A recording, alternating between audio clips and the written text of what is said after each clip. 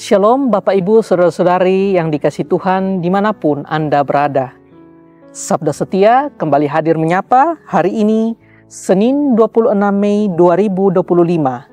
Masih dengan tema sukacita yang didasarkan pada bacaan firman Tuhan yang tertulis di dalam surat Filipi pasal 4 ayat 1 sampai ayat 9.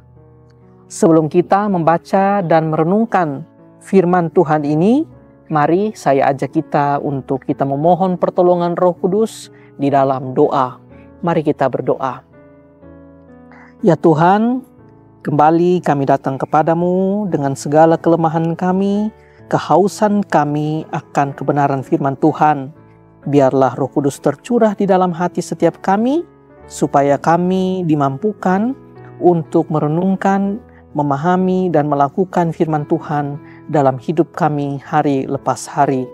Demi Kristus Sang Firman yang hidup, kami sudah berdoa. Amin. Saudara, sobat setia dimanapun Anda berada, nas firman Tuhan yang menjadi perenungan kita hari ini terambil dari Filipi pasal 4 ayat 1 yang berbunyi demikian. Karena itu, saudara-saudara yang kukasihi dan kurindukan, sukacitaku dan mahkotaku, berdirilah juga dengan teguh dalam Tuhan, hai saudara-saudaraku yang kekasih. Judul renungan kita pada hari ini adalah sukacita dalam persaudaraan. Orang bijak berkata, persaudaraan adalah saling berbagi, tetapi harus dimulai oleh salah satu pihak. Demikianlah kita bisa melihat juga hal yang sama ada di dalam surat Paulus kepada jemaat di Filipi ini. Elok sekali sapaan Rasul Paulus kepada para saudaranya jemaat yang ada di Filipi. Saudara yang kekasih, yang kukasihi, kurindukan, sukacitaku dan mahkotaku. Demikianlah Rasul Paulus menyapa mereka. Ia menempatkan saudaranya sebagai sukacitanya. Sukacita dalam persaudaraan.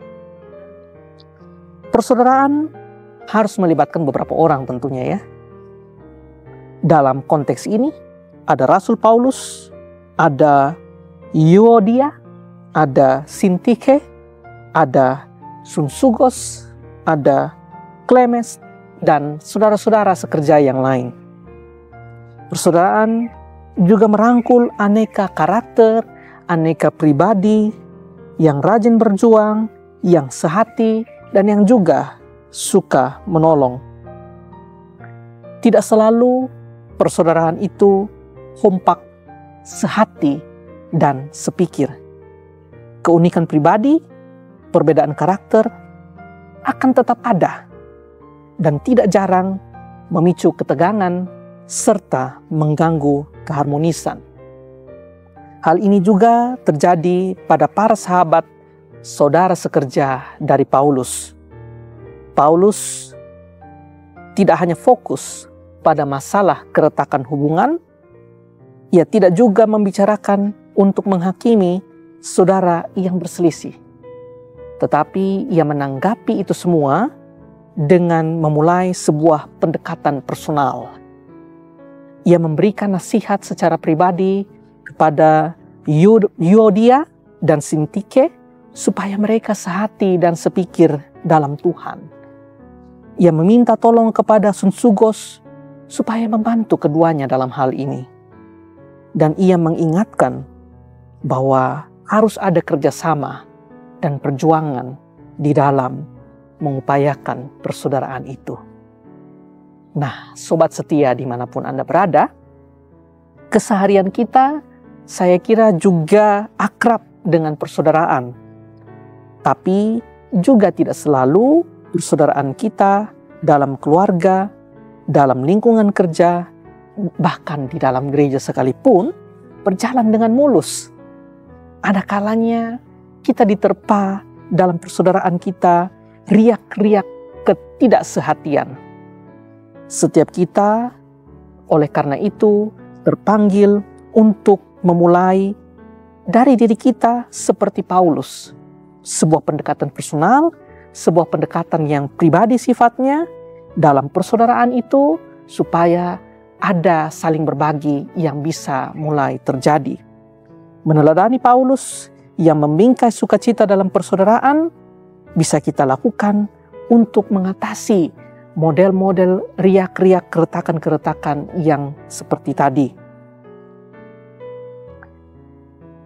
Tidak sungkan meminta tolong kepada teman lain dalam membantu mengupayakan kesehatian juga penting adanya. Kita harus mengingatkan kembali saudara-saudara kita untuk sehati dan sepikir dalam Tuhan. Memohon berkat Tuhan, memohon pertolongan Tuhan untuk memelihara sukacita dalam persaudaraan, kiranya juga menjadi salah satu cara untuk kita terus memelihara persaudaraan yang rukun. Supaya genaplah juga sebagaimana yang disebutkan dalam Mazmur bagi kita, sungguh alangkah baiknya bila sesama saudara hidup rukun. Tuhan memberkati kita semua. Amin. Mari kita berdoa. Syukur kami naikkan kepadamu ya Allah, karena Engkau membantu kami untuk memahami arti sukacita dalam persaudaraan. Bantu kami ya Allah untuk mewujudkan semua itu. Demi Kristus, Sang Firman yang hidup, yang juga menjadi saudara bagi kami sudah berdoa. Amin. Sampai jumpa dalam Sabda Setia edisi berikutnya. Selamat berkarya, Tuhan memberkati.